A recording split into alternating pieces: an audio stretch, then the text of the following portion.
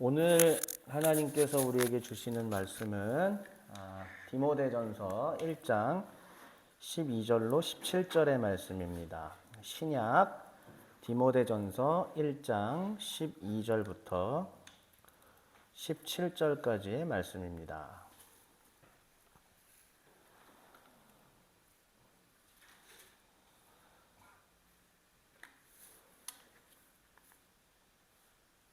네, 저 한 절, 여러분 한 절 교독하여 디모데전서 1장 12절부터 17절 말씀을 받들도록 하겠습니다. 제가 먼저 12절 읽겠습니다. 나를 능하게 하신 그리스도 예수 우리 주께 내가 감사함은 나를 충성되이 여겨 내게 직분을 맡기심이니 내가 전에는 비방자요 박해자요 폭행자였으나 도리어 긍휼을 입은 것은 내가 믿지 아니할 때에 알지 못하고 행하였습니다. 우리 주의 은혜가 그리스도 예수 안에 있는 믿음과 사랑과 함께 넘치도록 풍성하였도다. 이보다 모든 사람이 받을 만한 이 말이요 그리스도 예수께서 죄인을 구원하시려고 세상에 임하셨다 하였도다. 죄인 중에 내가 괴수니라. 그러나 내가 긍휼을 입은 까닭은 예수 그리스도께서 내게 먼저 일체 오래 참으심을 보이사 후에 주를 믿어 영생 얻는 자들에게 본이 되게 하려 하심이라. 영원하신 왕 곧 썩지 아니하고 보이지 아니하고 홀로 하나이신 하나님께 존귀와 영광이 영원 무궁하도록 있을지어다. 아멘. 오늘은 이제 벌써 마지막에서 바로 직전이네요. 종회정신 강론 12번째 시간이고 오늘은 여호와의 종 바울에 대한 이야기입니다. 오늘은 구절들이 많고 볼 게 많고 그래서 오늘은 좀 이렇게 사설을 다 줄이고 빨리 한번 들어가 봐야겠습니다. 첫 번째, 지난주의 요점이었었습니다. 지난주는 우리가 예수님에 대해서 배웠죠. 이제 구약시대의 마지막 선지자로서 누구였죠? 옛시대의 마지막? 네, 세례자 요한이었죠. 그리고 새 시대의 메시아로서 오신 새 시대를 가져오고 오신 분께서는 누구십니까? 그리스도이신 예수님이시다라는 그런 이야기를 했었습니다. 그런데 이제 세례 요한과 달리 지난주의 초점은 새 시대의 선지자셨던 예수 그리스도께서는 자기 자신 스스로 어떠한 자의식을 가지고 계셨었는가 하는 부분이었었습니다. 예수님께서는 이러한 생각들을 갖고 계셨습니다. 하나하나 다시 한번 지난주에 마지막 정리했던 부분인데 복습 그대로 반복하는 겁니다. 자, 첫 번째 절 읽어볼까요? 시작. 네, 나는 하나님 아버지의 보냄받았다라는 의식이 확실히 있었습니다. 나는 그냥 어쩌다가 태어난 인생이 아니고 보내심을 받아서 왔다는 확실한 인식을 예수님께서는 가지고 계셨습니다. 두 번째요. 시작.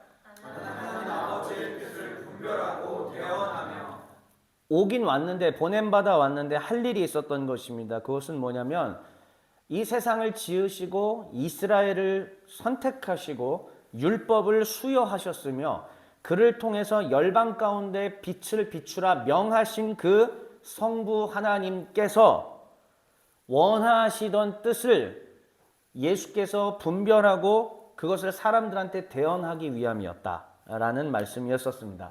그래서 세 번째는요. 시작. 나는 하나님 아버지의 뜻을 완수해낼 것이다. 이 하나님의 보내심을 받은 예수님은 기존의 구약의 선지자들과는 달리 그냥 대언하는 것에서 그치는 것이 아닙니다.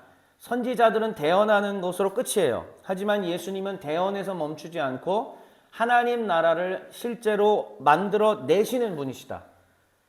결국은 하나님 나라가 완전히 이루어지기 위해서는 필요한 것이 무엇이냐면은 인간들이 더 이상 죄로 인하여 벌벌 떨지 않고 누구나 이 죄의 문제를 해결하고 죄 사함 받아 영원한 생명을 누릴 수 있는 그 길이 열려야 된다라는 것이죠.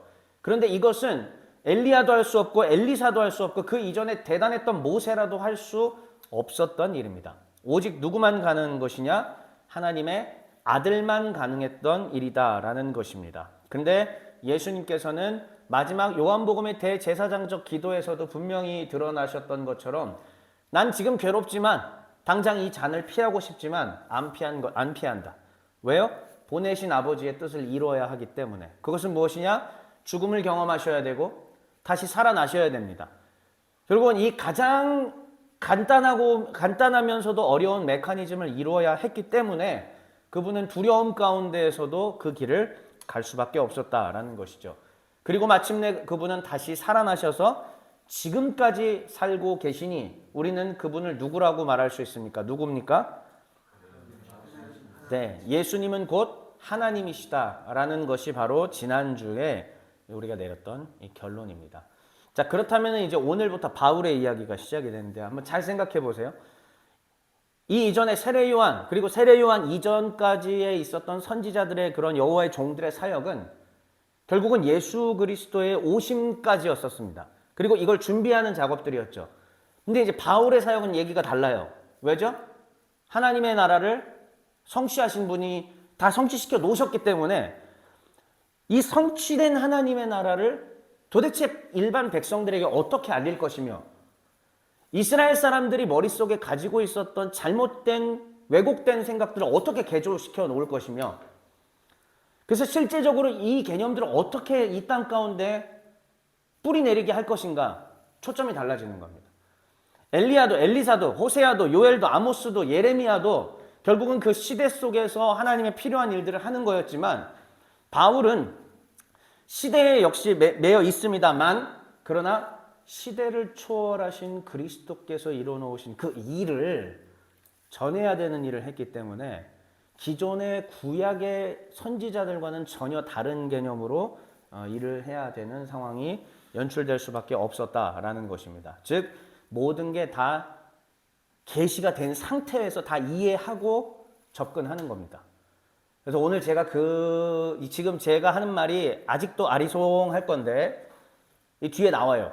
뒤에 제가 드리는 말씀을 보면 바울이 기존의 구약 선지자들과는 이런 면에서 달랐구나 하는 것들을 분명히 아실 수가 있습니다.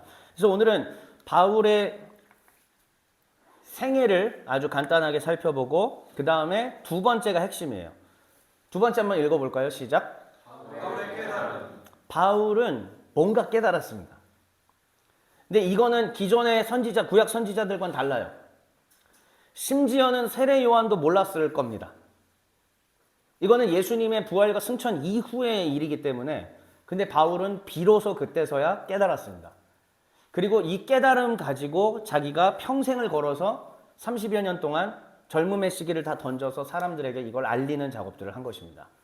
그게 뭘지 오늘 보면 참 좋을 것 같고 그리고 오늘 우리가 읽은 디모데전서 1장 12절부터 17절 말씀 보면서 바울이 자기 자신이 어떻게 여호와의 종으로 부름받아서 어떤 일들을 어떻게 했는지 그 본문 속에서 자기의 소회를 좀 밝히고 있어요. 그걸 우리가 보면서 오늘 마무리를 지을까 합니다. 그럼 첫 번째로 바울의 생애 아웃라인입니다. 바울의 생애를 더 자세한 거는 네이버 밴드에 올려드렸으니까 보시면 되고 이따가 그룹 토의 할 때도 참고하시면 되고요. 그런데 일단은 저는 간단하게만 보는 것이 날 듯해요. 여기에 너무 많은 시간을 뺏길 수는 없고 첫 번째는 1기입니다. 1기는 예수님을 만나기 전입니다. 부활하신 예수님을 만나기 전이에요. 자, 1기 뭡니까? 읽어보시죠. 엘리트 율법 학자로서 살아왔던 그 과정들. 그 다음에 이제 이 인생이 바뀌게 됩니다. 2기가 시작이 돼요. 그거는 누구를 만났을 때? 부활의 예수님과 만났다라는 것이죠. 그러면서 종이 되고자 준비하는 기간을 또 가집니다. 그리고 3기는 이제 본격적으로 사역하는 시기입니다. 한번 읽어볼까요? 괄호 안에 있는 것까지 다 시작. 자기를 부인하는 종의 삶, 이방인의 사도. 제가 개인적으로 아까 예배 전에 지금 뭐 개나리 폈다 이런 얘기도 했는데 또 이제 운전하고 이렇게 오면서 개나리를 보면서 하나님 20년 동안 개나리도 제대로 한번 누려보지를 못했습니다. 늘 폈구나 하고 그제서야 알면은 질 때가 되는 거예요. 그 사이에 또 성경 보고 연구하고 또 준비하고 뭐 이런 것들을 하다 보니까 아무것도 누리지 못한 채 그리고 또 한 번 생각을 해봤습니다. 그럼 또 여름이 올 텐데 바닷물에 들어가서 친구들하고 아니면 뭐 가족들하고 놀아본 게 언젠가 10살이 마지막이더라고요. 네, 10살이 마지막이었고, 왜냐? 근데 뭐 갈 그것도 없었고, 더 나아가서 저는 들어가면 피부가 따가워요. 그러니까는 해변가에서 수영복을 입고 여름에 햇살을 맞이하는 것이 뉴스를 볼 때 저는 뭐 한 번도 경험 못 해봤어요. 광안리라든지 뭐 몰라. 그런 기분이 뭔지를 몰라요. 젊은이들이 거기서 막 하면서 놀고 막 이렇게 하는 그 즐거움, 신남, 음악도 쿵짝쿵짝쿵짝 하면서. 근데 저는 그런데 잠깐만 햇빛 쐬도 힘들고 괴롭고 따갑고 빨리 그늘이 필요하고 어릴 때부터 그렇게 살아왔기 때문에 저는 그조차도 모르고 살아왔더라고요.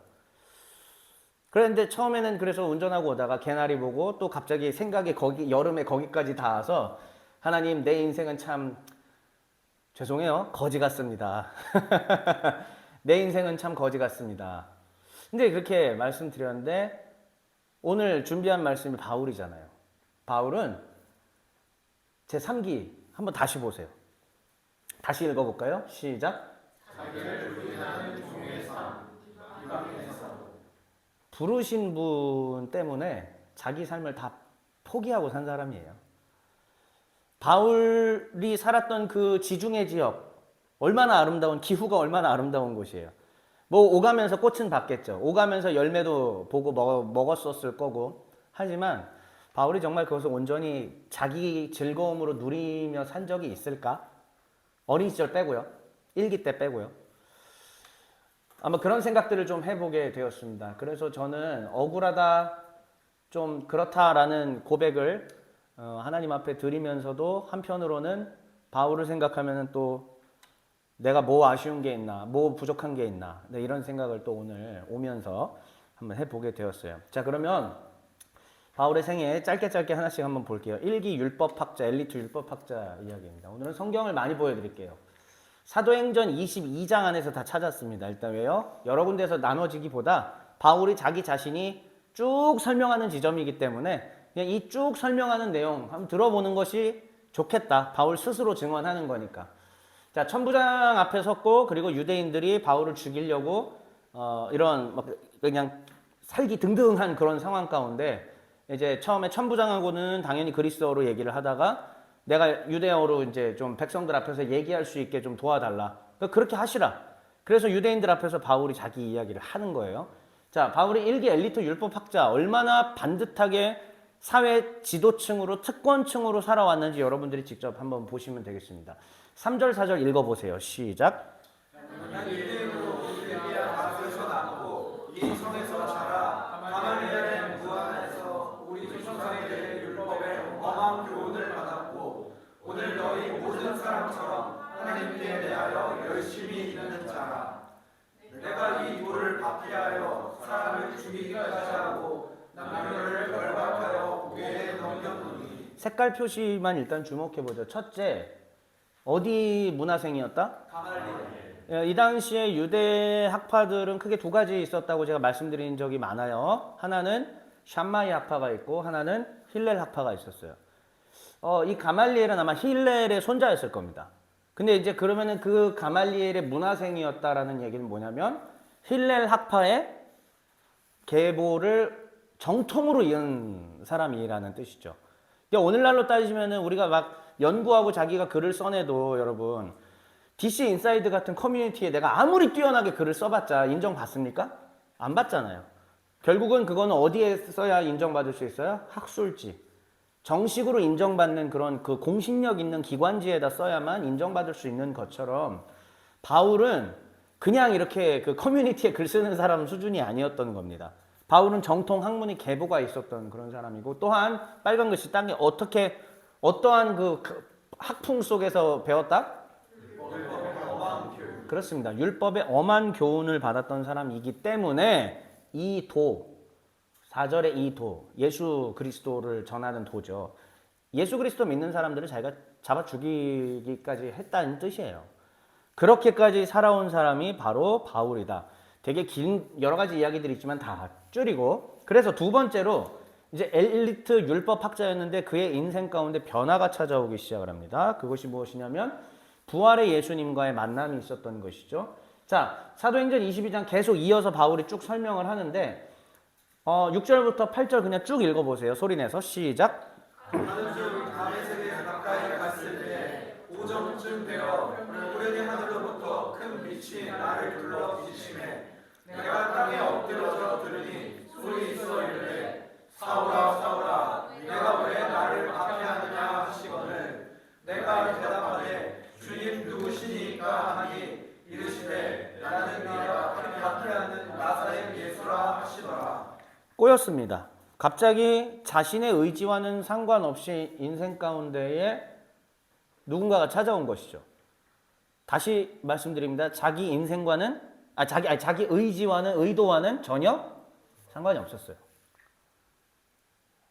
하나님을 경험하고 만나는 사람들이 다 이렇죠.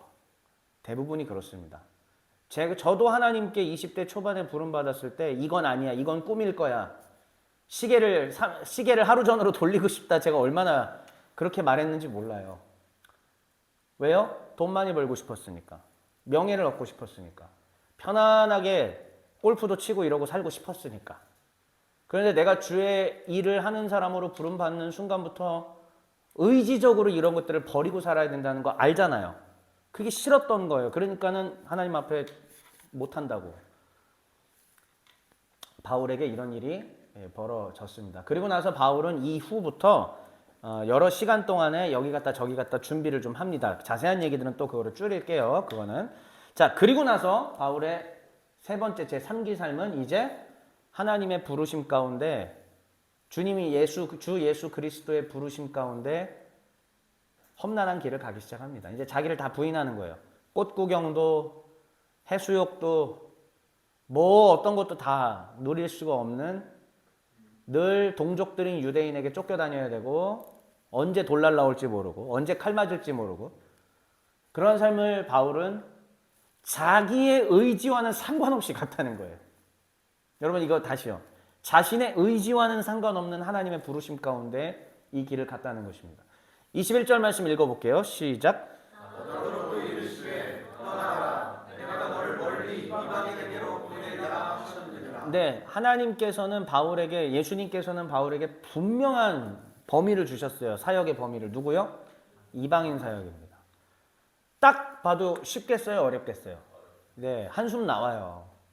이방인에게 보내서 복음을 전하는 사역이라는 거는 기초 토대가 하나도 없는 곳이에요. 기본 토대가 없는 곳에 가서 전해야 되는 아주 괴롭고 힘든 그러한 일입니다.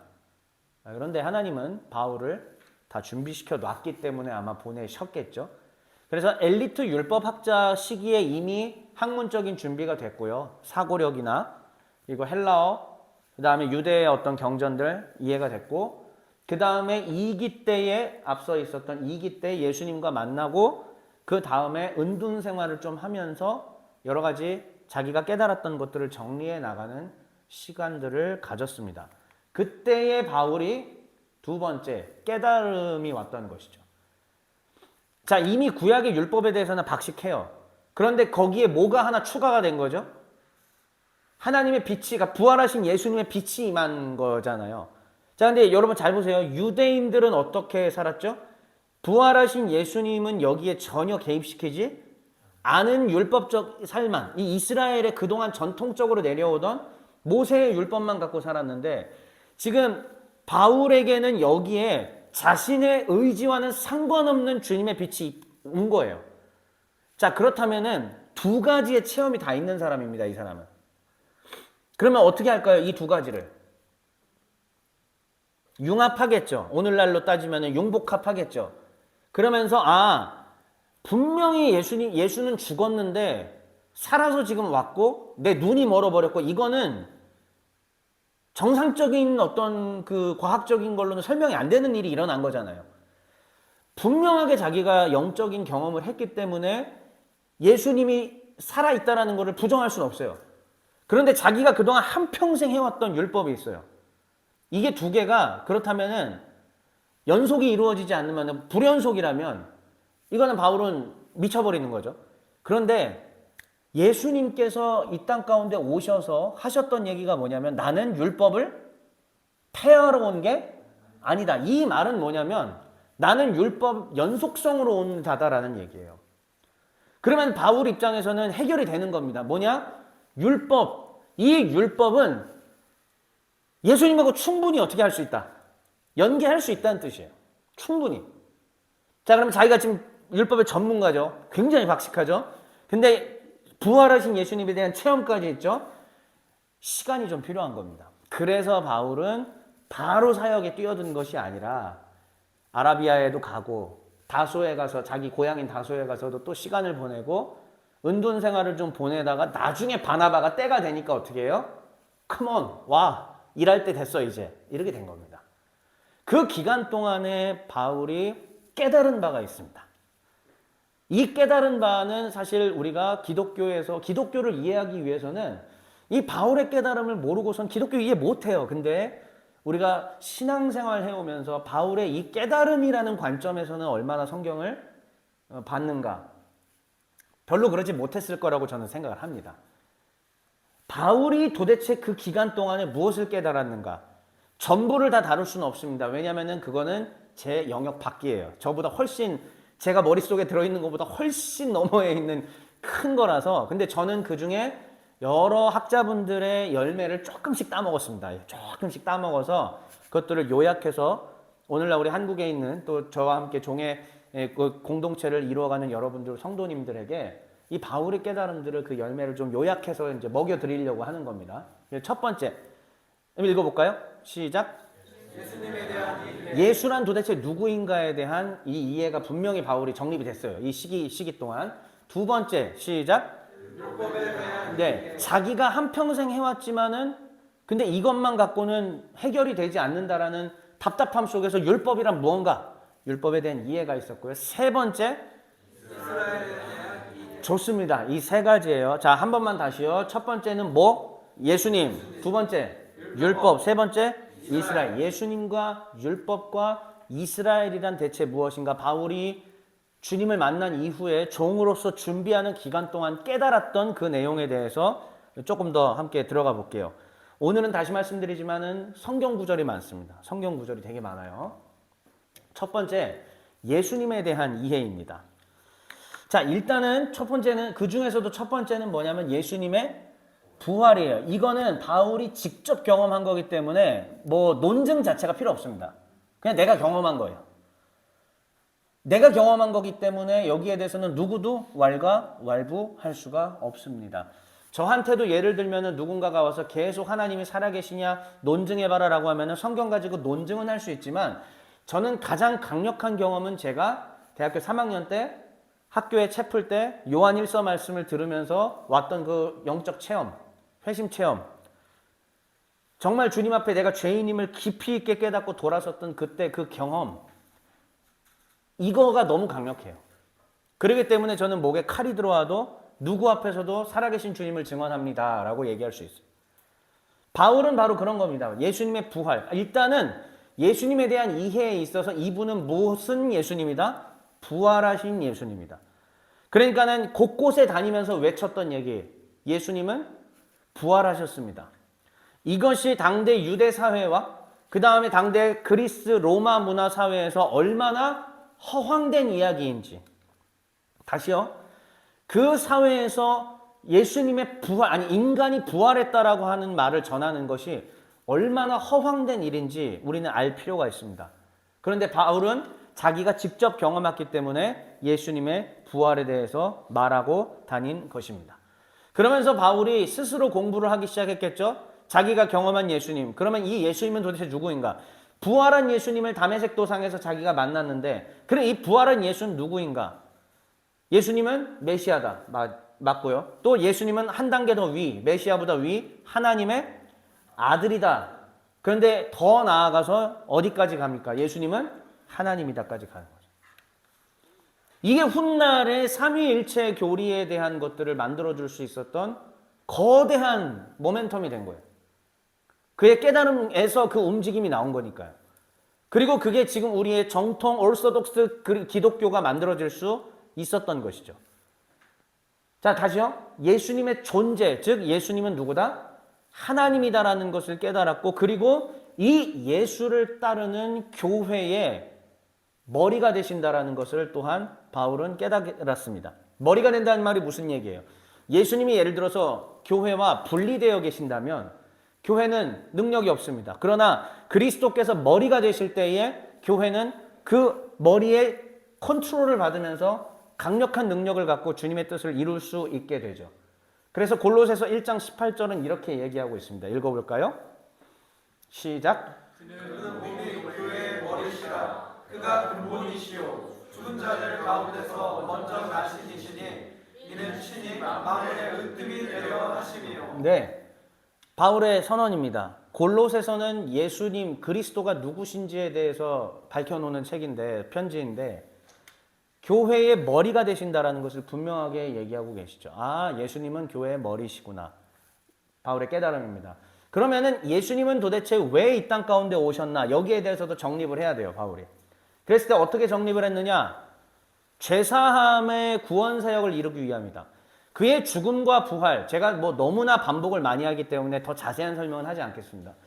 예수님의 죽음과 부활은 인간의 죄사함에 있어서 필수적이었던 것이죠. 자, 그 두 번째 문장을 한번 읽어볼까요? 시작. 이 죄사함의 구원 사역이 어떻게 이루어지는 거냐면 하나님이 모세를 통하여 주셨던 율법이 있잖아요. 이 율법은 사람으로 하여금 뭐를 하냐면은 당신은 죄인이요. 이 율법에 비추어 볼 때 우리가 죄인인 게 드러나는 것입니다. 그러면 율법은 우리를 계속 살리는 거예요, 죽이는 거예요? 둘 다예요. 이게 잘 생각하셔야 됩니다, 성도 여러분들. 율법은 우리로 하여금 죄인 걸 깨닫고 회개하게 하니까 살리는 것도 되지만, 하지만 율법이 가진 본질은 무엇이냐? 근본적으로 얘가 생명을 줄 수 있어요? 없어요. 네, 그러니까 율법은 살리기도 하는 거고 죽이기도 하는 이러한 특징을 갖고 있다는 얘기죠. 그런데 우리는 오해하는 것이 바울이 무조건 율법을 나쁘게 얘기했다고 착각들을 합니다. 그렇지 않아요. 율법의 기능은 사람을 정죄하는 것이고, 정죄에서 어디까지 이끌고 간다? 살리는 길로 이끌어가요. 그 살리는 길을 따라서 가다 보면 누구를 만날 수 있어요? 그렇죠. 이것을 이해하셨다면 여러분들은 참된 크리스천이 되신 거예요. 자, 세 번째, 시작. 사망을 이기고 영원한 죄사함을 주신. 예수님께서 율법의 정죄함으로 죄 가운데 놓인 사람들의 죄를 다 짊어졌어요. 대속의 어린 양으로. 그리고 나서 십자가에서 죽어서 이 사람들이 받아야 될 형벌을 예수님께서 대신 지셨습니다. 그런데 그걸로 끝나면 안 돼요. 하나님께로 나아갈 영원한 생명의 길이 열려야 되는데, 그러려면 사망의 권세를 이겨야 된다는 뜻이죠. 그러니까 예수 그리스도께서는 사망을 이겨야만 했습니다. 부활은 그래서 필연적인 겁니다. 그래서 바울이 왜 계속 부활 외치고 다니는지 아시겠어요? 하나님의 이 구원 사역이 완성되기 위해서는 그리스도의 죽음이 있어야 됐던 거고, 그리스도의 다시 살아남이 있어야 됐던 것이죠. 바울은 이 기간 동안에 이걸 깨달았습니다. 만약에 부활한 예수님을 못 만났다면 절대 못 깨달았을 거예요. 유대인들처럼, 바울을 계속 핍박했던 유대인들처럼 절대 못 깨달았어요. 근데 바울은 깨달았습니다. 왜? 자기가 주님을 만났으니까. 부활한 주님을 만났으니까. 그러니까 그 예수님께서 사망을 이기고 영원한 죄사함을 주실 수 있는 분이라는 것을 그 기간 동안에 정립했습니다. 이 기간 동안에. 어마어마한 거죠. 근데 그러니까는 여러분들 기억하셔야 돼요. 사도행전 9장에 말하고 있는 다메섹 도상에서 주님을 만난 이 사건은요, 잠깐 누구냐 핍박하는 예수다 이걸로 그치면 안 돼요. 이 사람이 가지고 있던 율법적 배경 안에서 율법이 진짜 의미는 무엇이었는지 완전하게 지금 재구성되는 거의 초자연적인 엄청난 역사가 나타났던 거예요. 송두리째 바뀌는 겁니다, 사고 자체가. 좋아요. 이게 바울이 깨달았던 내용입니다. 자, 예수님에 대해서. 그럼 두 번째, 아까 예수님에 대한 이해, 그 다음 율법에 대한 이해, 그 다음 이스라엘에 대한 이해라고 그랬죠. 자, 예수님에 대한 이해를 이제 했습니다. 예수님은 하나님이고 교회의 머리이시고 죽어야 율법의 정죄를 다 짊어지신 분이고 그리고 살아나셔서 죄사함의 문을 확 열어주신 분이다. 됐어요? 자, 예수님에 대한 이해가 끝났다면은 이제 두 번째 율법에 대한 이해예요. 자기가 한평생 어릴 때부터 자라왔던 그리고 평생 공부한 거 그거. 자, 율법의 본질입니다. 이 바울이 이 기간 동안에 깨달았던 율법은 뭐냐? 한번 읽어볼까요? 율법의 본질 그 아래에 있는 거요. 시작. 율법은 악한 것이 아니다. 네. 많은 그리스도인들이 여기서 착각을 해요. 다시 재미있는 네이버 지식인 얘기를 하자면 어저께 고수가 됐습니다. 네, 전 단 2주 만에 고수까지 올라왔습니다. 단 2주 만에. 네, 전 진짜 대단한 사람 같아요. 미치게 했는데, 그러니까 몸이 아프니까 아무것도 할 수 없으니까 하면서 이러고 또 했어요, 제가. 그런데 사람들이 질문하는, 물론 그 사람은 제가 볼 땐 질문이기보다는 답을 쓰면 자기가 뭔가 얘기하려고 이제 어그로 끌었던 사람이기는 한데, 그럼에도 불구하고 제가 그 사람들의 일반적인 질문의 내용들을 보면 진짜로 딱 이분법적으로 나눠서 생각해요. 복음은 선한 거고 율법은 악한 거다라는 이 선악의 개념으로 딱 생각을 하더라고요. 아, 도대체 우리의 교회들은 왜 이걸 이렇게 제대로 못 가르쳤을까? 지난 세월 동안에. 저 같은 목사들의 책임이죠. 자, 근데 바울은 분명하게 얘기하는 게 율법 자체는 뭐다? 악한 게 아니에요. 이거를 조금만 더 어려운 표현으로 하자면 이렇게 따라해 볼게요. 율법은 가치 중립적이다. 네. 율법이 선한 거냐 악한 거냐라고 말을 할 수가 없어요. 다시요. 율법의 이제 뒤에 기능을 제가 얘기하겠지만은 율법 자체는 선하고 악한 게 아니다. 뒤에서 이제 설명하겠습니다. 먼저는 로마서 3장 31절 저 부분 바울의 진술입니다. 바울이 직접 진술한 거예요. 읽어볼게요. 시작.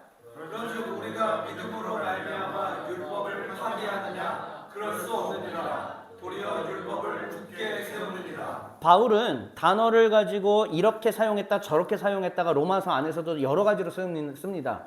그러면 지금 우리가 믿음으로 말미암았는데 저 믿음은 우리가 믿는 행위만 말하는 게 아니에요. 예수 그리스도의 십자가 사건 전체를 상징하는 거기도 해요. 여기서 믿음은.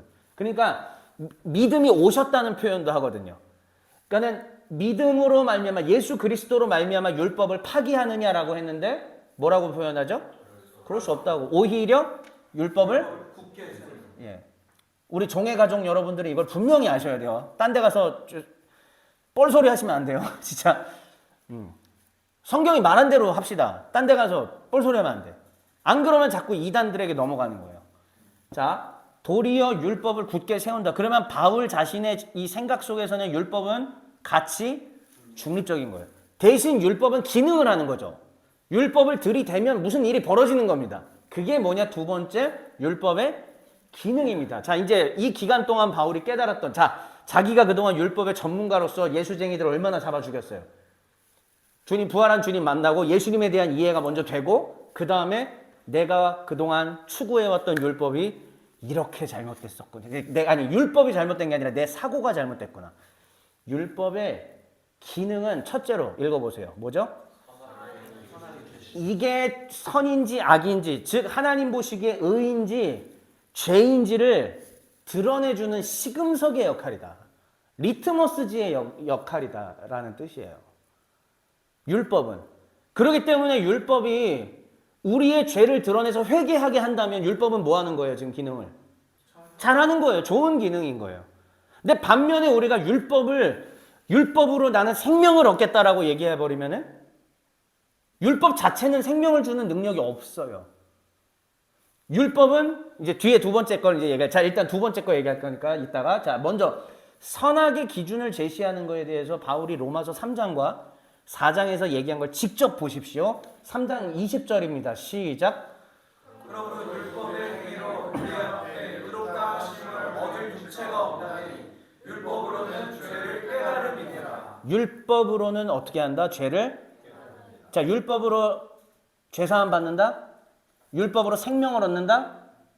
율법으로 의롭다함을 얻는다? 아니요. 율법에 됐을 때 나는 뭐다? 죄인이다.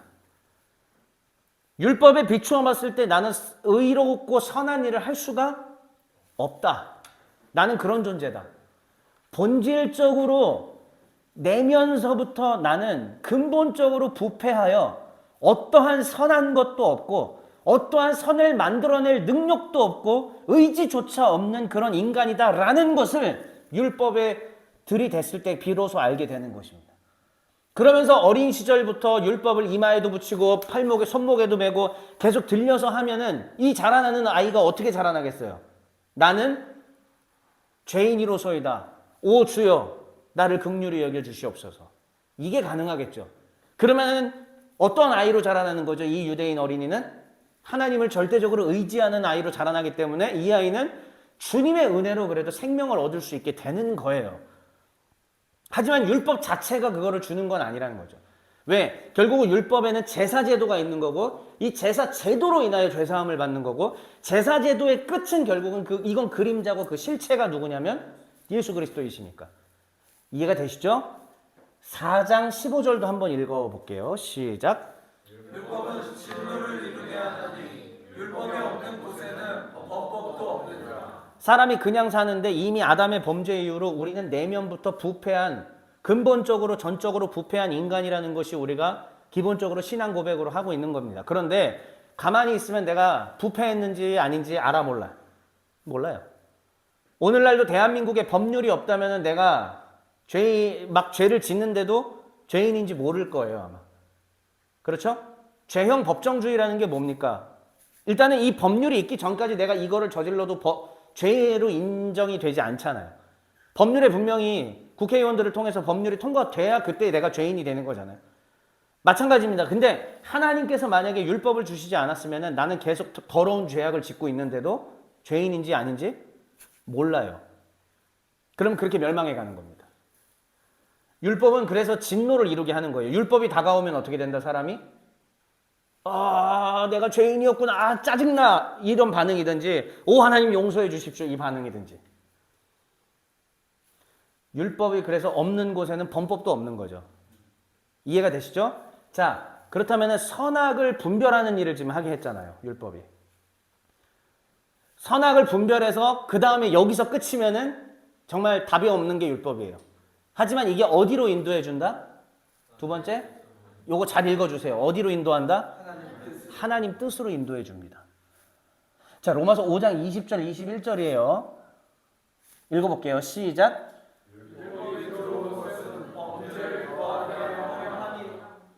함이라. 그러나 죄가 더한 곳에 은혜가 더욱 넘쳤나니 이는 죄가 사망 안에서 왕노릇한 것 같이 은혜도 또한 의로 말미암아 왕노릇하여 우리 주 예수 그리스도로 말미암아 영생에 이르게 하려 함이라. 율법이 도입된 까닭은 뭐냐면은 되게 이상한 표현 같은데 범죄를 더하게 하려고 한대요. 근데 그 말이 범죄를 저지르게 한다는 게 아니라요. 이미 범죄 덩어리예요. 여기는. 인간 사회는 이미 범죄로 가득 차 있습니다. 마치 언제 때처럼 바벨탑 때처럼 소돔과 고모라 때처럼 이미 죄로 가득 차 있어요. 그런데 율법이 들어옴으로 말미암아 인식이 되는 겁니다. 사람이. 뭘로? 이게 범죄구나. 그래서 범죄라는 인식 자체가 뭐 때문에 생긴다? 율법 때문에 생기는 거죠. 자, 그런데 재밌는 건 그래서 이 율법 때문에 범죄가 드러나게 되고 죄가 더한 곳에는 근데 이제부터 하나님의 은혜가 넘치기 시작한다는 거죠. 오히려 범죄인 걸 알았기 때문에 하나님이 은혜롭고 자비롭고 노하기를 더디하고 자기 백성을 얼마나 사랑하시는지를 드디어 그때서부터 깨닫게 된다는 말입니다. 자, 그대로 이어서 갈라디아서로 가볼게요. 로마서와 갈라디아서는 거의 뭐 바울의 세트나 다름이 없는 거기 때문에 자, 3장 24절 바로 읽어보세요. 이어서 이 사고를 잊지 말고 이 생각을 시작. 이같이 율법이 우리를 그리스도께로 인도하는 초등교사가 되어 우리로 하여금 믿음으로 말미암아 의롭다함을 얻게 하려 함이라. 옛날 개역 한글에서는 몽학 선생이라고 불렀죠. 이제 재밌는 표현이에요. 몽학 선생. 이제 지금은 이제 개역 개정판이니까 개역 개정판도 벌써 20년 됐어요. 이제 초등교사. 되게 지금 하는 거 보니까 여러분들 개역 개정판 된 게 엊그제 같아서 지금 그런 거죠. 네, 저도 그래요. 되게 어제 같은데 엊그제 같은데 20년이 됐어요. 한소연님 태어날 때 그때 개혁개정판 된 건데, 네, 벌써 이제 개혁개정판이 이렇게 이 세월이 흘렀네요. 반세대가 흘렀어요. 반세대가. 자, 율법이 어떤 기능을 하냐면은 내가 죄인인 걸 깨달으니까 절망이잖아요. 그런데 이 율법은 계속 근데 율법이 다 나쁜 게 아니야. 잘 들어봐요. 여호와를 경외하라. 너는 나 외에 다른 신을 내게 있게 하지 말지니라. 그러면서 또 이 제사제도도 그렇고 서서히 사람들이 알게 모르게 누구한테 인도되고 있었던 거다? 네, 하나님의 뜻. 근데 그 하나님의 뜻의 끝자락에 드디어 만난 게 누구라고요? 예수 그리스도. 그러니까는 바울은 뭐라고, 바울이 지금 그 기간 동안 자기가 깨달은 거라고 했잖아요. 이게 율법에 대한 깨달음이 뭐냐? 모세 때부터 쭉 그 1000몇백 년 동안 1500년 동안 이어져 왔던 이 율법은 결국은 어디로 향하고 있던 거다? 예, 예수님을 향하고 있던 거다. 그 사이에 죄를 막 드러내면서, 죄인인 거를 드러내면서 절망하게 하면서, 그런데 희망이 있는 거예요. 그 희망이 결국 어디였다? 우리 주 예수 그리스도. 그리고 이때가 왜 말세라고 얘기하냐, 종말이라고, 예수님이 오심이 말세냐면 새로운 세상이 열리는 거기 때문에 그런 거예요. 과거 시대는 이제 끝났다. 기다리던 시대는 끝났다. 구원의 새 희망의 시대가 열린다. 이 말이에요. 그래서 율법 자체는 대학교사가 아닙니다. 뭐예요? 초등교사인 거예요. 요 수준, 아직 요만큼 수준으로 인간이 서서 이제 초등학교 했다가 중학교 갔다가 고등학교 갔다가 이제 그리스도께서 마침내 대학 교수님으로 딱 이제 만나게 되는 거예요. 그래서 우리로 하여금 믿음으로 말미암아, 여기서 믿음은 내가 믿는 행위도 될 수 있지만은 바울은 늘 대조 비유 많이 썼다고 했죠. 믿음 십자가 사건 전체를 가리키는 걸 수도 있어요. 그러니까는 예수 그리스도의 이 거대한 역사 사역으로 말미암아 우리가 의롭다함을 얻게 하신다라는 얘기죠. 이게 바울이. 이거를 깨달았기 때문에, 자, 진정한 그 성도님, 이거 깨달았을 때 바울이 어떻게 했을 것 같아요? 자기 방에서. 예. 여러분들 너무 조는 것 같아서 제가 한번 잠깐 환기시키려고 이 말 던지고 좋았어 이러면서 이러면서 막 난리 났을 수도 있어요. 근데 제가 지난 20년의 세월 동안 제 방에서 성경 읽다가 이런 적이 몇 번이나 있을까요? 엄청 많아요. 이 진리를 깨닫고 몸이 전율이 오고 부르르 떨고 막 엉엉엉엉 울고 이랬던 적이 제가 한두 번이 아니에요. 총신대학교 다닐 때 도서관, 학교 도서 4층 열람실에서도 막 울고, 제 방에서도 이거 읽다가 맨날 노란색 형광펜, 초록색 형광펜, 파란색 형광펜, 빨간 펜 막 이러면서 미친 듯이 했어요, 정말. 그리고 지금 생각해보면은 책 하나 뽑아서 그거 표 그려준 거 외우면 됐었는데 멍청해가지고 혼자 그거 성경만 보고 표 다 그리고 있고 이러면서 알게 되니까 또 주님 막 이러면서 확 울고 그랬어요. 여러분, 바울이 바로 이 기간 동안에 이런 것들을 깨달았다는 겁니다. 자, 이제 율법에 대해서, 자, 다시 첫 번째 예수님에 대해서 깨달았고, 두 번째 율법에 대해서 깨달았는데, 율법이 본질적으로 가치 중립적이라는 걸 알았고, 그 다음 율법의 기능은 선악을 제시하고, 또한 하나님께로 인도, 정확하게는 예수 그리스도께로 인도한다. 근데 이게 끝이 아니에요. 바울이 깨달은 게 보통이 아니에요. 내가 오늘 길다고 했죠. 근데 오늘이 프리미엄 중에 프리미엄입니다. 진짜 잘 보세요. 율법과 이스라엘이란 나라 자체에 대해서도 생각을 해요. 이 사람이 얼마나 대단한 사람이냐면, 이건 제가 예전부터 만들어놨던 표인데, 바울은 율법을 이제 깨달았다 여기까지가 아니라, 그러면은 도대체 이스라엘이란, 야곱을 이스라엘이라고 이름을 붙여주시고 이스라엘 나라를 도대체 왜 세웠냐 이거예요, 하나님. 근데 이것조차도 드디어 누구 때에 와서 완전히 개화가 되냐, 열리냐? 바울 때에 와서 열려요. 하나님이 바울을 그렇게 쓰시려고 다 준비해 놓으신 겁니다. 자, 이스라엘의 역사는, 이 율법 자체는 이스라엘의 흥망성쇠의 역사와 굉장히 밀접한 관련을 갖고 있습니다. 자, 보시면 일단은 두 덩어리로 되어 있어요. 첫 번째는 출애굽하는, 출 이집트 한 덩어리가 있고요. 그 다음에 출 바벨론 한 덩어리. 이건 바벨론 포로 이후죠. 정확하게 데칼코마니처럼 역사가 이렇게 좀 돼 있어요. 자, 근데 보면은 제가 어떤 식으로 이 구성을 좀 해놨냐면은, 이 사람들 좀 보세요. 첫 번째, 이스라엘의 거의 시작이나 다름없는 거는 모세잖아요. 모세를 통해서 하나님이 뭘 줬죠? 토라, 율법이죠. 자, 그럼 저 율법은 무슨 역할을 해야 된다고요? 자, 같이 중립적이에요. 저게 뭐 해야 돼요? 선악 드러내고 하나님께로 인도하는. 자, 하나님께로 인도하다 보니까는 서서히 이제 조금 더 예수님께로 가까이 왔어. 그게 뭐냐면 성전인 거예요. 성전의 제사를 통해서, 그리고 왕이 세워졌고, 성전 보면서 아직 예수 몰라. 아직은 예수를 모르지만 서서히 냄새를 맡아가는 겁니다. 아까 말했죠. 초등교사인 거예요. 초등교사. 아직 지금 함수를 가르쳐 줄 수 없어서 덧셈 뺄셈부터 가르쳐 주는 거예요, 지금. 이해되세요? 그래서 솔로몬 때에 성전을 짓고, 그런데 안타깝게도 하나님의 뜻이 막혀버립니다. 타락해서. 누구 때문에? 이스라엘의 목자로 세워놓은 저 사람들이 타락해서. 자, 그래서 나라가 망했어요. 자, 그럼 끝나야 되잖아. 근데 흥망성쇠라고 그랬죠? 망했습니다. 근데 다시 다시 세워지시는 하나님의 은총이 있었습니다. 바벨론으로부터 나오는데 그 과정은 역순인 거예요. 회복이 일어나요. 누구를 통해서? 참된 목자들을 통해서 회복이 일어나고, 에스라, 느헤미야 같은 사람입니다. 그 다음에 느헤미야, 에스라를 통해서 성소가 회복이 돼요. 그리고 난 다음에 더 뒤에서 이제 에스라 같이 있었죠, 사실 둘이. 에스라 때에 하나님의 토라 율법 말씀을 낭독하면서 사람들이 어떻게 됐어요? 이제 그 자리에서 다 울고 난리 났잖아요. 네. 이게 지금 이 과정이, 이스라엘의 흥망성쇠에 지금 뭐가 있었냐면 율법이 있었던 겁니다. 하나님의 가르침, 토라트라고 하는 것은 사실은 모세 오경을 말하는 게 아니라 하나님의 가르침이에요. 이 하나님의 가르침, 곧 율법으로 인해서 절망도 깨닫는 겁니다. 죄를 깨닫고, 그 다음에 다시 회복되는 것을 통해서 하나님의 아직 희망이 우리 가운데 남아있구나 라는 것들을 이들이 알게 됐고, 바울은 지금 이 그림을 보고, 자기네 역사잖아요.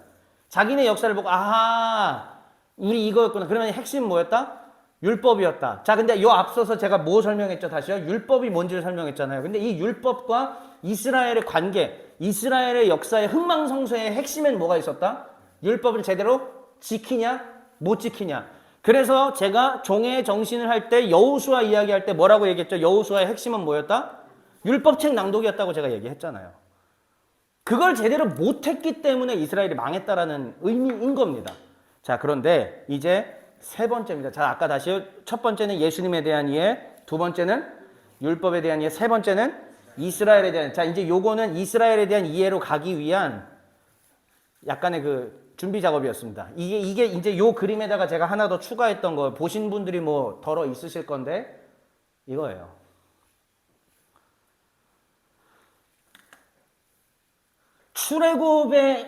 출애굽을 통해서 하나님은 출애굽의 모세를 통해서 이스라엘을 먼저, 국가 이스라엘을 세우십니다.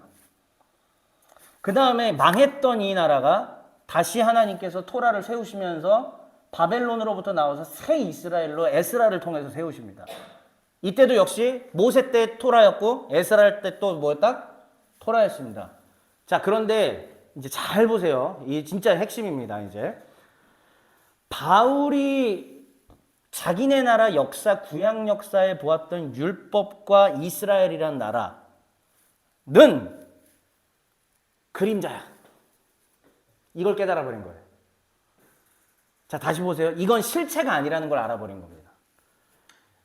그러니까 하나님이 주셨던, 모세를 통해 주셨던 토라도, 그 다음에 이스라엘이라는 국가도 사실은 진짜 실체는 따로 있는 거고, 거기에 그림자였던 거죠. 되게 역설적이에요. 우리에게는 사실은 영적 세계가 그림자로 느껴지잖아요. 우린 지금 영을 못 느끼니까. 근데 바울은 삼층천을 갔다 온 사람이잖아요. 알아버렸습니다.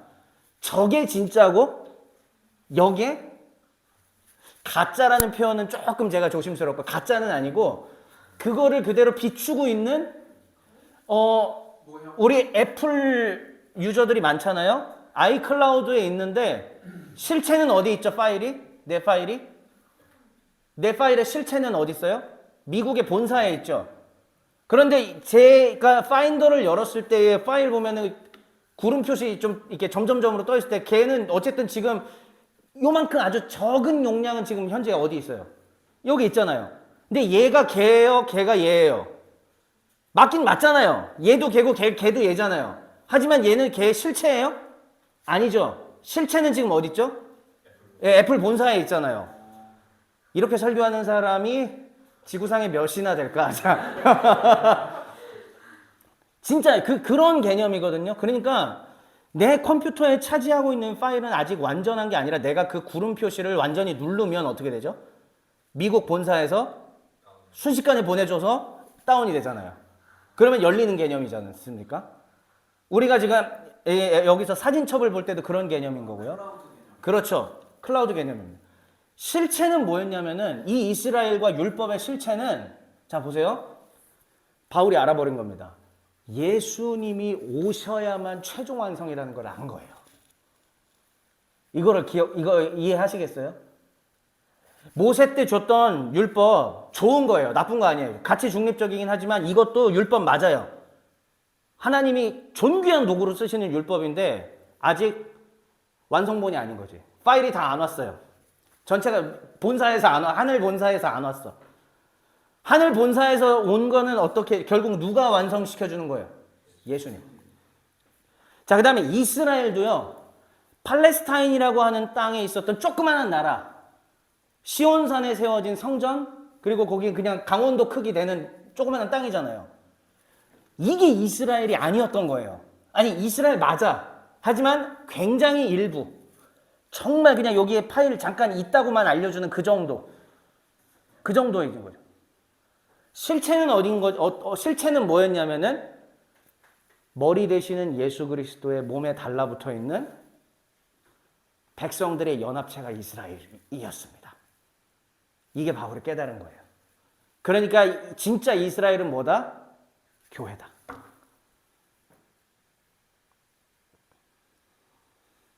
진짜 이스라엘은 뭐다? 교회다. 오늘날에 이스라엘 운동하시는 분들을 보고 제가 안타까워하는 이유가 뭔지 아시겠어요?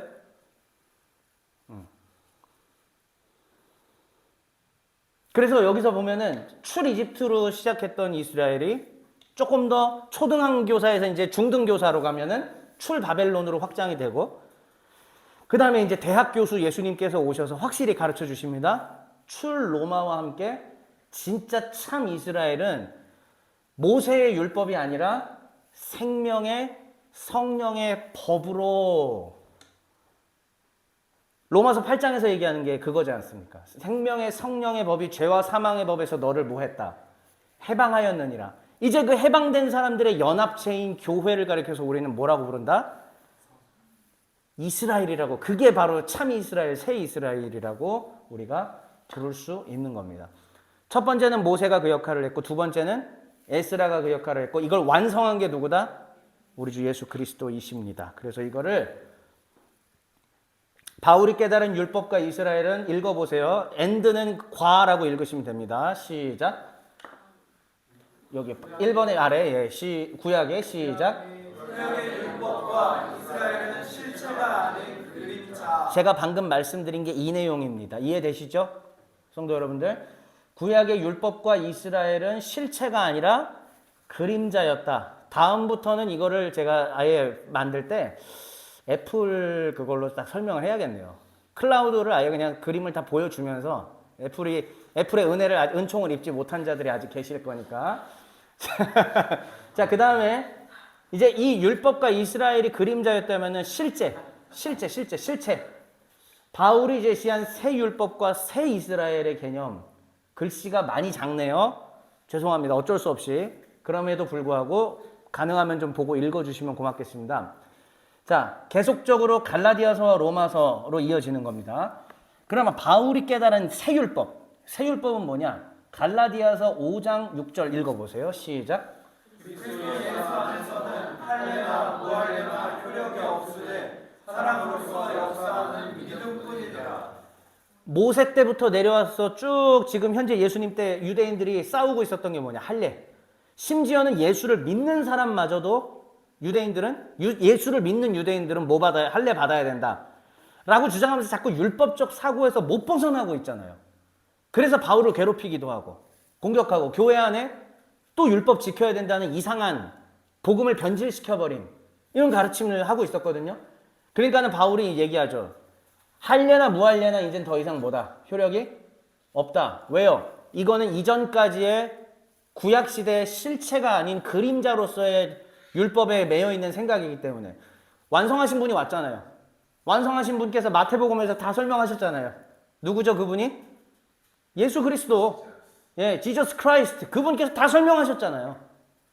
내가 율법을 완성했다. 살인하지 말라? 그게 아니야. 미워하지 말라까지도 나는 이미 성부 하나님은 원래 거기까지 생각하셨던 거야. 이 얘기하시는 거예요. 근데 너희는 자꾸 실제로 사람을 칼로 찔러 죽이냐 마냐 이것만 갖고 했겠지. 아니, 죽이려고 하는 그 의도, 미워하는 그 의도, 마음의 악함까지도 다 얘기했던 거야. 처음부터 그게 율법이었던 거야. 이게 그런 개념인 거죠. 할래? 뭐 할래? 아니. 주님 안에서의 서로 사랑하는 것. 이게 율법의 완성이다. 라고 얘기해 버리신 거예요. 자, 갈라디아서 5장 14절 시작. 율법은 내 이웃 사랑하기를 내 자신같이 하라 하신 한 말씀에서 이루어졌나니. 같은 이야기입니다. 이웃을 사랑하라. 자, 그러면은 이제 율법에 대한, 그래서 바울의 율법에 대한 이해는 뭐냐? 실체가 아니라 그림자였고, 실체는 예수께서 완성하셨고, 예수 그리스도께서 완성하신 그 율법의 실체는 뭐였어요? 그러면은 하나님을 사랑하라, 내 이웃을 사랑하라. 그걸로 끝났다는 얘기예요. 예수께서 얘기하신 그거잖아요. 하나님을 사랑하고 이웃을 사랑하면 나머지는 다 그 안에서 해석될 수 있는 것이다. 근본 정신을 기억하라. 이게 예수님이 하신 얘기잖아요. 자, 그래서 이제 새 이스라엘이 드디어 제가 말했죠. 새 이스라엘은 뭐다? 더 이상 국가 이스라엘의 개념이 아니라고 얘기했죠. 로마서 9장 6, 7, 8절 한번 좀 글씨가 작아서 힘들지만 잘 보고 읽어보세요. 시작. 그러나 하나님의 말씀이 패하여진 것 같지 않도다. 이스라엘에서 난 그들이 다 이스라엘이 아니요 또한 아브라함의 씨가 다 그의 자녀가 아니라 오직 이삭으로부터 난 자라야 내 씨라 불리리라 하셨으니 곧 육신의 자녀가 하나님의 자녀가 아니요 오직 약속의 자녀가 실로 여기심을 받느니라. 이스라엘에서 났다고 해서 다 이스라엘이 아니라는 얘기는 국가 이스라엘의 혈통으로 내가 태어났다고 해서 이스라엘이 아니라는 얘기입니다. 바울은 이걸 이제 지금 벌써 실체 개념으로 이제 가는 거예요. 그럼 진짜는 뭐냐? 하나님의 약속에 선택을 받은 사람들. 좀 더 정확하게 예수 믿은 사람들. 예수 믿고 죄사함 받은 사람들. 예수님 믿고 하나님의 자녀가 된 사람들. 이 사람들이 곧 뭐다? 이스라엘이다라는 얘기예요. 자, 이제 활용 점정. 그래서 우리가 다 암송하고 있는 말씀이죠. 고린도전서 3장 16절 이렇게 얘기합니다. 바울이 읽어주세요. 너희가 하나님의 성전인 것과 하나님의 성령이 너희에게 계시는 것을 알지 못하느냐. 니들이 성전이다라는 얘기는 자, 이스라엘의 상징이 곧 성전이었잖아요. 근데 이제 너희가 성전이래요. 이게 뭐예요? 너희가 곧 이스라엘이다. 구원받은 백성들이요. 예수님을 왕으로 모시고 율법의 최종 성취를 믿고 하나님을 사랑하고 내 이웃을 사랑하며 그 사랑을 전파하며 살기로 다짐하고 날마다 제 십자가를 지고 낮아지고 종의 정신을 가지고 살며 겸손하게 살기로 결단한 너희들이요. 너희가 바로 이스라엘이다. 이게 바울이 사역 전에 골방에 틀어박혀서 깨닫고 정리한 내용입니다.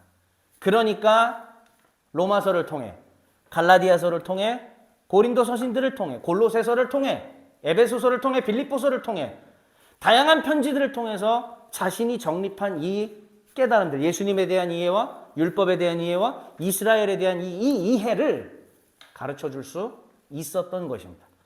그로 인하여 우리는 하나님이 누구신지, 삼위일체 하나님을 알게 됐고 예수님이 또한 누구신지, 이스라엘과 교회는 어떤 관계인지 우리는 배울 수 있게 됐던 것이죠. 참 하나님이 비장의 카드로 준비해 놓은 사람 멋지지 않아요? 이게 여호와의 종이에요. 물론 뭐 바울처럼 되겠다는 의지조차 없습니다. 예, 그럴 마음도 없고요. 그러나 배울 수 있는 게 있죠. 자, 그래서 이 바울이 이제 자기의 개인의 고백을 합니다. 죄송해요. 이제 본문입니다. 본문은 짧게 할게요. 오늘 본문은 그래서 뭐라고 얘기하느냐? 이걸 다 깨닫고 이제 디모데에게 거의 이제 사역 막바지쯤이죠. 이제 디모데 후서는 제일 또 마지막이기도 하고 전서는 좀 그 전이기도 한데 거의 하여튼 사역 많이 하고 났을 때예요. 그랬을 때에 바울이 이제 뭐라고 이야기를 하느냐? 12절, 13절 먼저 한번 읽어볼게요. 시작.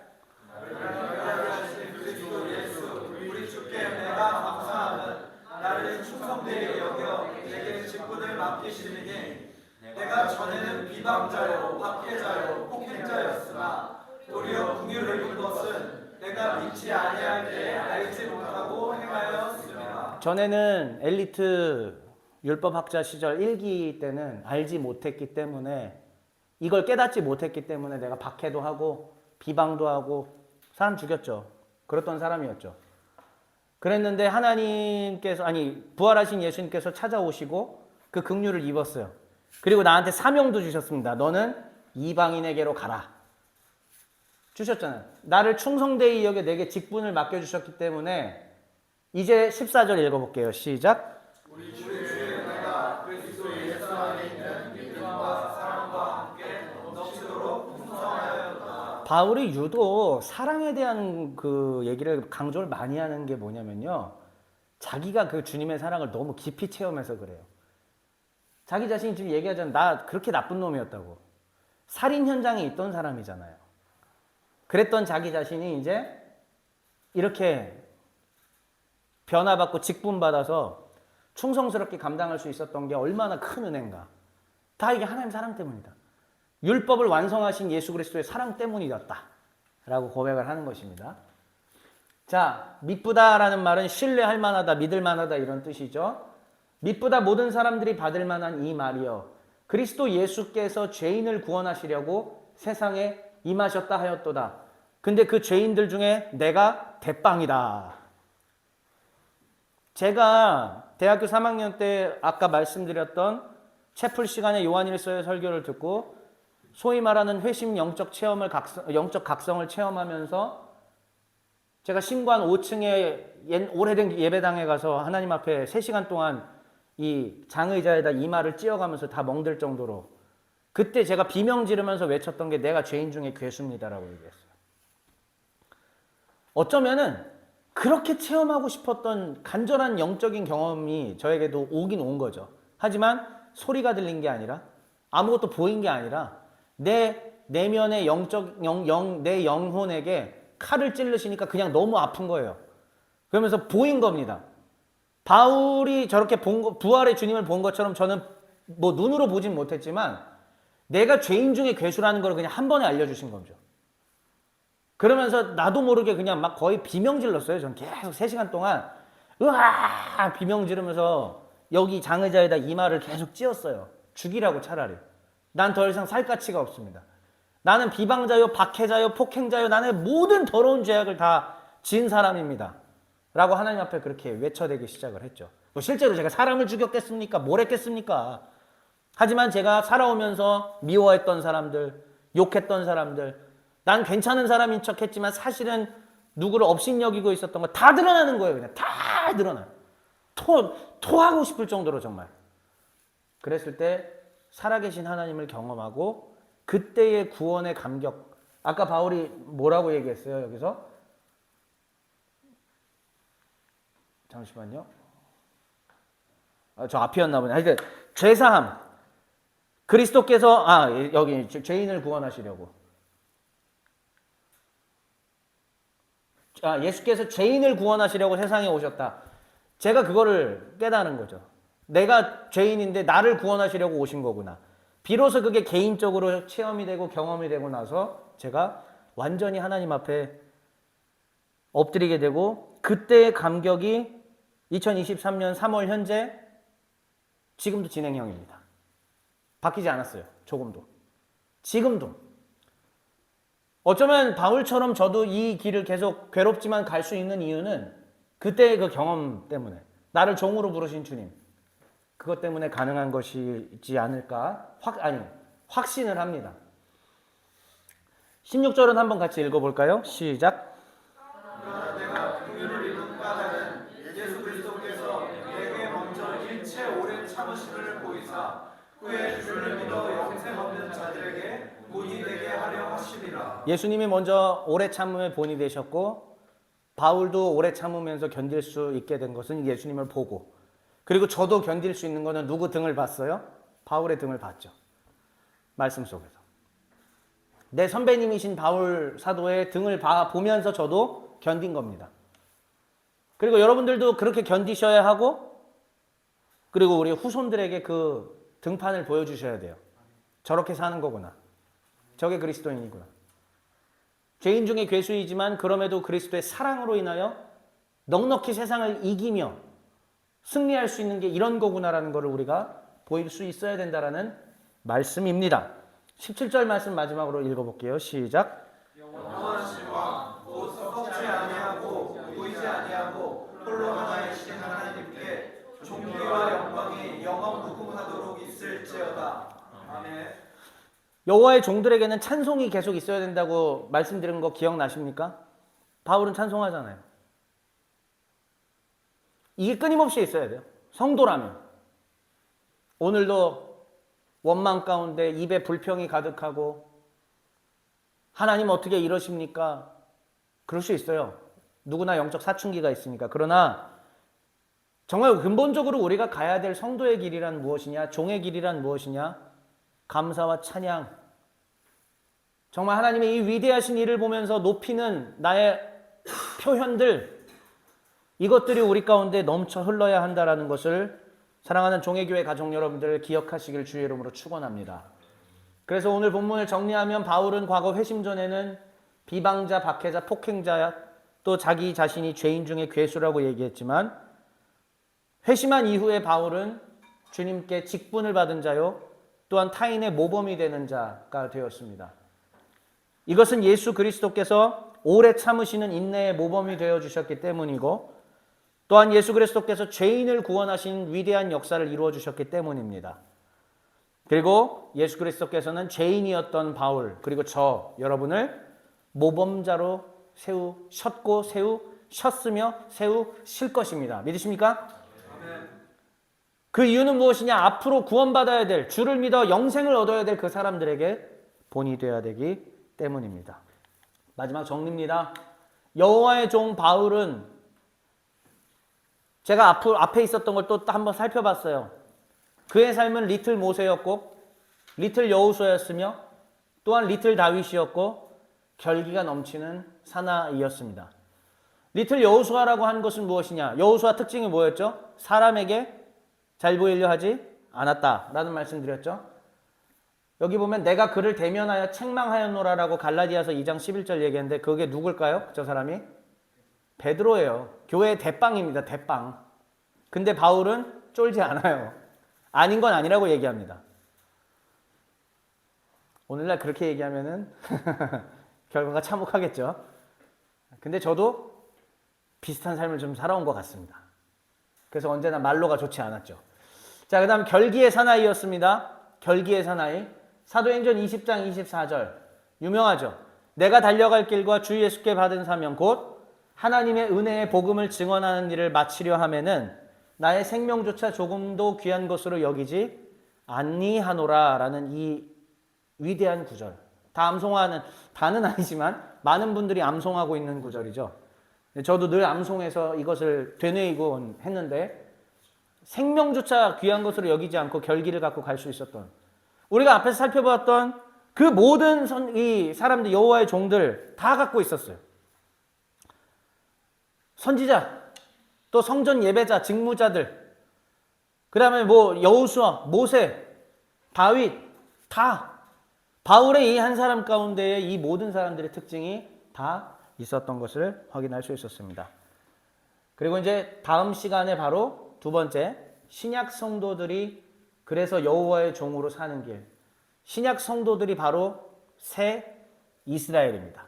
그래서 제가 이 종의 정신 강론 표 우리 주보에 항상 실리는 3월 26일 마지막 할 거를 새 이스라엘이라고 했잖아요. 처음부터 여기를 향하고 있었던 거예요. 저도 이 강론에. 그래서 이 새 이스라엘은 곧 누구냐?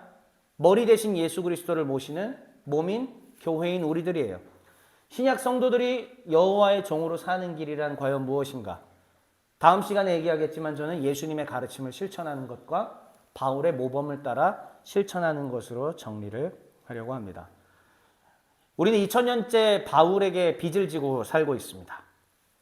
바울이 깨달은 것을 우리에게 전해주지 않았다면 우리는 아직도 구원의 길이 뭔지 모른 채 여전히 제사를 멍청하게 지내고 있었을 수도 있죠. 그러나 바울이 다 이것을 이해하고 우리에게 전해 주었기 때문에 우리는 비로소 알 수 있었습니다. 아, 더 이상 제사를 드릴 필요 없다. 아, 더 이상 이 율법에 매여서 괴로워할 필요 없다. 왜요?